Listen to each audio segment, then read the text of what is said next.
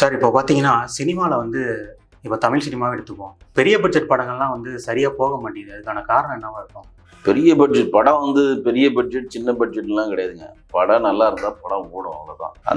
அந்தந்த மக்களினோட மனநிலை இன்னைக்குமே ஒண்ணுதான். மக்கள் தான் எஜமானர்கள், மக்கள் தான் ரசிகர்கள். படம் வந்து மக்களுக்கு ஜனரஞ்சகமா இருந்தா அது ஓடும். குட் நைட்னு ஒரு படம் ஓடுச்சு. இப்போ லேட்டஸ்ட்டாக கூட 2, 3 படங்கள் சின்ன பட்ஜெட் படங்கள்லாம் வந்து எதிர்பார்க்காத விதமாலாம் ஓடிச்சு, பெரிய வசூல் கொடுத்துச்சு. பெருசாக எதிர்பார்க்க படம்லாம் காணாமல் போயிடுச்சு. கதையினுடைய அம்சமாக ஒரு படம் இருந்தால் மட்டும்தான் அந்த படம் ஓடும் தவிர, அந்த படத்திற்கான பிரம்மாண்டத்துக்காக ஒன்றுனா இந்தியன் 2 ஓடி இருக்கணும்ல. இப்போ சங்கருடைய தெலுங்கு படம் ஒன்று ரிலீஸ் ஆச்சு, ராம்சரணோட நடிச்ச படம் காணாமல் போயிடுச்சு. அது இப்போ பொன்னியின் செல்வன் ஃபர்ஸ்ட் பார்ட் வச்சு செகண்ட் பார்ட்டு காணாமல் போயிடுச்சு. ஸோ பிரம்மாண்டத்தை வைத்து மட்டும் இனிமேல் நீங்கள் படம் எடுக்க முடியாது. பிரம்மாண்டம்லாம் நம்ம வந்து ஹாலிவுட்டில் எல்லாரும் பார்த்துட்டாங்க. இன்றைக்கி அவதாரே வந்து நம்ம அவதார் 2, 3 நம்ம உட்காந்து விமர்சனம் பண்ணுற அளவுக்கு இங்கே இருக்க ஒரு ரசிகர்களுடைய தரம் அதிகமாகிடுச்சு. ஸோ அது வந்து கேட்டகரி கிடையாது. ஒரு படம் ஓடணும்னா படத்துக்கான கதை அம்சம் இல்லைன்னா, அட்லீஸ்ட் இப்போ வந்து விஜய், அஜித், கமல், ரஜினி போன்றவர்களுக்கு கூட அவர்களுக்கு கூட இன்றைக்கு அந்த படத்தினுடைய கதை ஓரளவு கை கொடுத்தால் மட்டும்தான் அவங்க ஹீரோசியம் சேர்ந்து அந்த படம் நகரம் தவிர,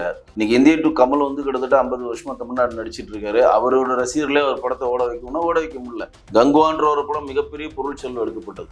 ஹாலிவுட் நிறைய அந்த படம் வந்து 2000 கோடி வசூலாகும், நாங்கள் 1000 கோடியில் எடுத்துருக்கோன்ட்டு தயாரிப்பாளர் பொதுவெளியில் பேசுறாரு. சூர்யா உழைப்பை முதல்ல கொட்டியிருக்கான்றாரு.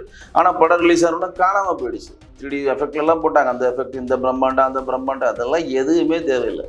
இன்னும் குறிப்பாக சொல்லணும், பழைய காலத்தில் விசு படம்லாம் பார்த்தீங்கன்னா சம்சார மின்சாரம்னு ஒரு படம் வந்துச்சு. பாலச்சந்திர படம்லாம் ரொம்ப ஒரு எதிர்நீச்சல் படம்லாம் சும்மா ஒரு மாடிப்படி கீழே ஒரு ஷூட் பண்ணியிருப்பார். அதெல்லாம் எப்படின்னா, அந்த ஒரு படத்தினுடைய குளம் ஒரு தீமை மக்களிடம் போய் அது சென்றடைஞ்சிக்கணும். அங்கே இருக்கக்கூடிய பல கேரக்டர்களாகவும் சில மக்கள் அந்த கேரக்டராக வாழ்ந்துருக்கிறதுனால அந்த படத்தை திருப்பி பார்த்து ஓட வைப்பாங்க தவிர, பிரம்மாண்டம் தேவைதான்.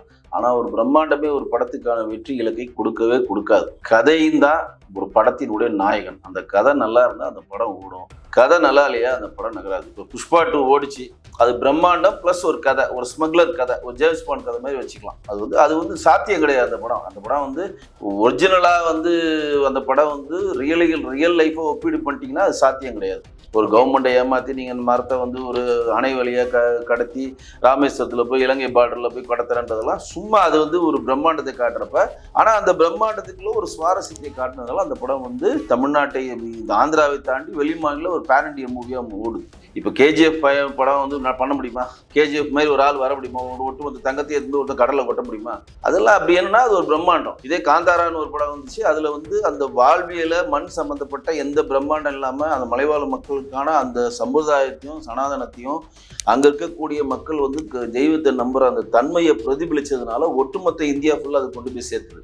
அப்போ ஒரு படத்தை நீங்கள் நகர்த்தணும்னா பிரம்மாண்டம் தேவை ஒரு பக்கம் இருந்தாலும் படத்துக்கான கதை அம்சம் இருந்தால் மட்டும்தான் ஓடும். அதற்கு இப்போ தமிழ்நாட்டில் இப்போ 2024 ஓடின பல படங்கள் வந்து பிரம்மாண்ட படங்களே கிடையாது, சாதா படங்கள் தான். ஓடின எல்லா படமும் வந்து சாதா படங்கள் தான். முடிஞ்ச அளவு அந்த படம் மக்களிடம் கொண்டு போய் அவங்க சேர்க்குறாங்க.